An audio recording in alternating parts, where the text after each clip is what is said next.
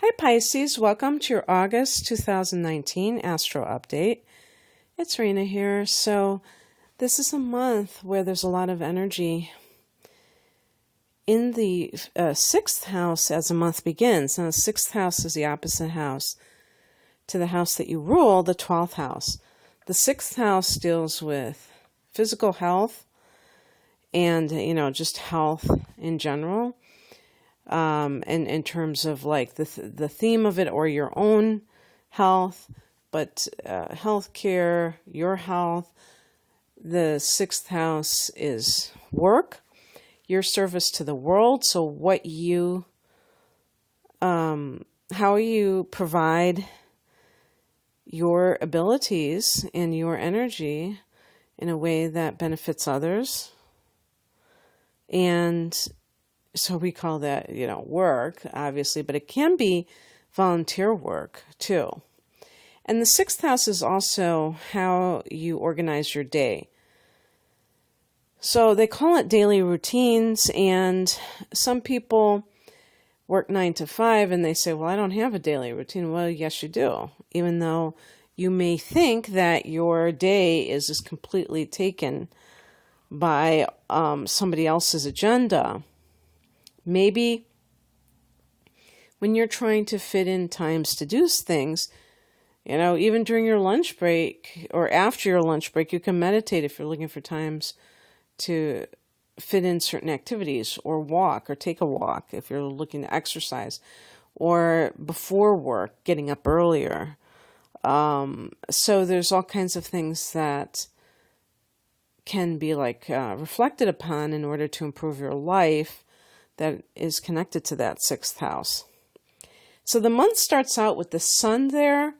The new moon is quite active because it has just gone exact. For me, it's on the 31st. For some people, it might be on the 1st, but maybe earlier in the early morning hours. Well, I just want to keep it in that time frame of, we'll just say August 1st. It could still be considered active. And Venus and Mars are in this house as well, all in the sign of Leo. And so this could be a time when you are having, with Mars, it could be some kind of a conflict in the workplace or some kind. It doesn't have to be necessarily with a boss. It could be with coworkers. And perhaps it has to do with money, because Venus is about what you're worth, but also, just monetary value. So it can be self-esteem issues, but also cold hard cash, and the sun and moon here. So it's almost like there's like a new day dawning in your workplace. And maybe you're the one that is setting the stage for this. It's not just like you being passive and waiting around, but you might be kind of even more, a lot more assertive than you typically are, or active when it comes to taking care of something that has to do with work. Now, in some cases, you may be looking for work, and this can give you, this can be a good time for you to find a job. And if you are employed, you may be working overtime, and maybe the Mars here could be just the amount of effort that you're putting into your job, doing more work than you typically do. And Venus could be reaping the financial rewards for that. Maybe you're getting more interest in your health and enacting a workout routine of some sort. When I see Mars, I think of that physicality. On the 11th, Jupiter turns direct in Sagittarius, and for you, this is the 10th house. So perhaps there has been a little bit of a slowdown for your career, that you were seeing things really moving forward, and then just kind of coming to a bit of a standstill. This is not really the case. You could be doing things, progressing on an internal level and really kind of reflecting upon the gains that you've made so far by looking at it from a philosophical issue. But it's nice that Jupiter turns direct. This is your ancient ruler, Jupiter. And for everyone, Jupiter turning direct is good because Jupiter is a big planet, so energetically it can really point to a shift, I think. And in the 10th house, this can be related to your career goals. And as Jupiter is transiting this 10th house until December, I'm hoping for you that you are seeing more opportunities with career, that you are advancing in your career, and that you're also kind of opening up your ideas of what your career can be. So for instance, if somebody works as a nurse, they may realize that they can also start their own side business, doing something that is connected to nursing, but that is like a second job, taking advantage of your knowledge and your skill set and doing it in addition to that. Or even like if you have been wanting to advance in your career, hopefully this has been easier for you to move up the ranks. On the same day, Uranus goes retrograde in the 3rd house. Uranus in the 3rd house is your mind, and you are freeing your mind, Pisces, of something. Perhaps you've had some indoctrination or some kind of concepts. This could even be through education that have left you kind of like limited in your thinking, and you realize that you have to kind of stop having your beliefs only kind of go down a narrow aisle.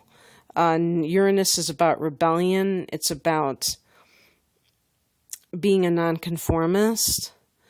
And so this is really good for somebody who is a writer, because the 3rd house can be writing. It's all kinds of communication, but it's the media, and it can be writing. And it can give somebody a whole new style of communication, or not a whole new style, but more of a distinctive, unique type of self-expression. In the 3rd house, we are talking about the way that you communicate to others, whether like if you're a public speaker or if you have a YouTube channel. This is really great for standing out from others in a pack when it comes to a particular genre, and coming up with original ideas in general. Well, now Uranus is going retrograde, and this can, I don't know if I would say undisciplined mind, but definitely watch how you communicate. Don't be too, I don't want to say don't be too outspoken, but yeah, understand that even when you're expressing your ideas, that there is a time and place for it, because you don't want anything that you say to be used against yourself. And in some cases, when Uranus is in that 3rd house, just in general, even when it's direct, you feel like you are breaking free of some kind of a prison, in this case, a prison of the mind. Maybe you are getting divorced and you were really always having to walk on eggshells with your ex, because they had a tendency to blow up and use, or a narcissist, use what you say against you. But so you were always like worried about what you're going to say, and now you feel like I can say whatever I want. Well, yeah, but still, just be careful about that.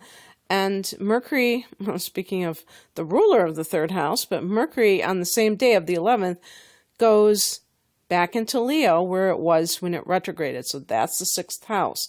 So if we look at Mercury in the 6th, beginning the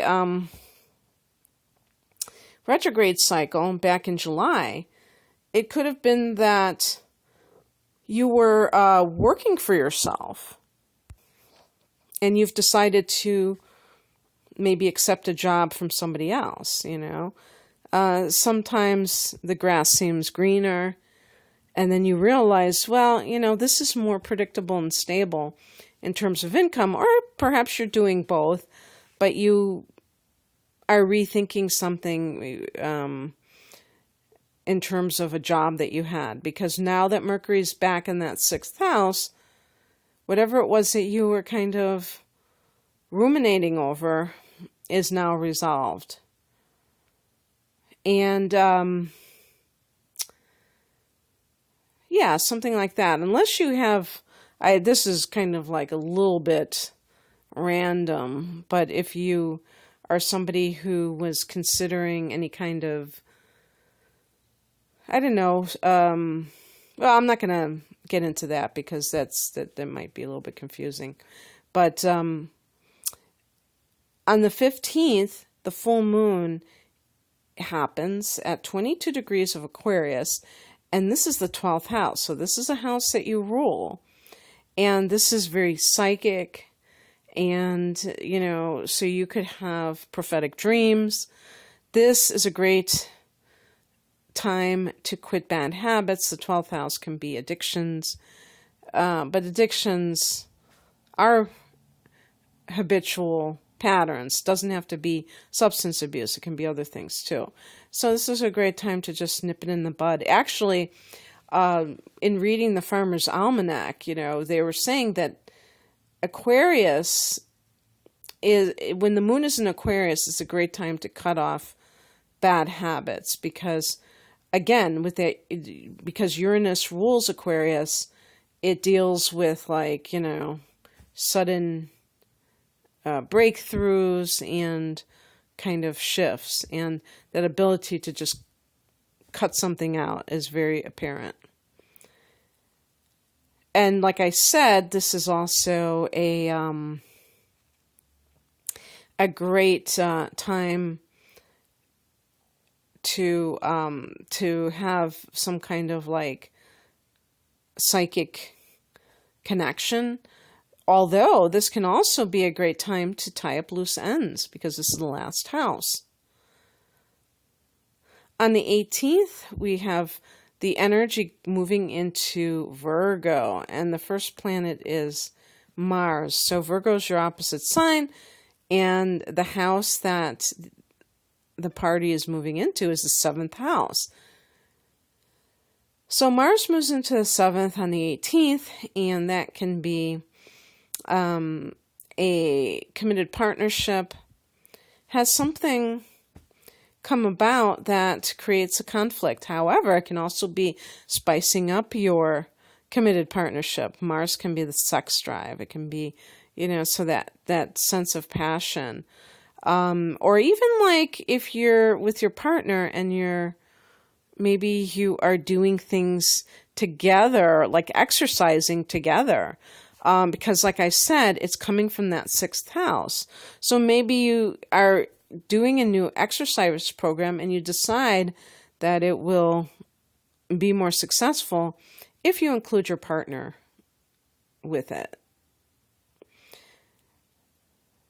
It could be, the 7th house can be like some kind of legal issue where you're having to fight in court about something. I'm sure you would know about that as you're listening right now, and this would not be something that just kind of comes out of nowhere. On the 21st, Venus goes into that 7th house. This is great for clients, making money through people that you're working with one-on-one. This is great for relationships, of course. Another thing I didn't think about, maybe you're planning a wedding. And so Mars in the 7th is a lot of activity with your soon-to-be spouse. And Venus in the 7th can be that romantic influence where you're really getting along with the person, and if there's any kind of conflict with that person, it could be harmonious again. On the 23rd, the sun goes into that 7th house, and so you are, morphing into a Libra temporarily and becoming much more, well, it's funny, I was going to say much more romantic. Pisces is very romantic. I always say that there's a lot in common between Pisces and Libra.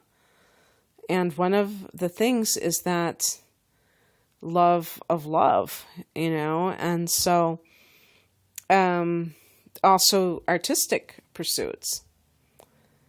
So you can have those things matter to you right now. The 29th, Mercury goes into Virgo, and so any kind of documents, like if you have to go to the courthouse, if you are getting married and you're getting the marriage license, and it's funny, I think something just kind of triggered a memory. I've never been married, but when I was reading about marriage, I think I was kind of surprised. And I might have even been an adult by now when I found out that you have to get a marriage license and it's not connected with the actual wedding, but that you have to get it. And, that's kind of like a legalistic thing. So that is a contract. And you might have to deal with something like that. This can be having a lot of communication with clients. And perhaps you're doing a promotion where you are, if you have like a list of people that you've already dealt with, that you're getting back in touch with them, or somehow devising some way to really communicate with them and tell them what you have to offer. Some kind of legal situation going on, again, that you may have to sign a contract for, or to deal with in court, speak your piece in court. The 30th, we have a new moon at 6 degrees of Virgo in that 7th house. So I don't know what day of the week the 30th is, so maybe that's a good day to have your wedding, right, on the new moon. But I have a feeling it's in the middle of the week, and people don't tend to have weddings on Wednesdays. They usually tend to have them on Saturdays or Sunday, right? I guess it can be either day, not sure. But this is, this can be very good if your relationship is new, or if it's a long-term marriage. You might be putting a lot of effort into this for some reason. Maybe you've been working a lot and you haven't really been connecting with your partner, and now you're reconnecting with them. And that's always nice. Okay, that's what I have for you, Pisces. If you'd like a private reading, the link is below. My website is RenaMoonAstrology.com. Take care. Bye.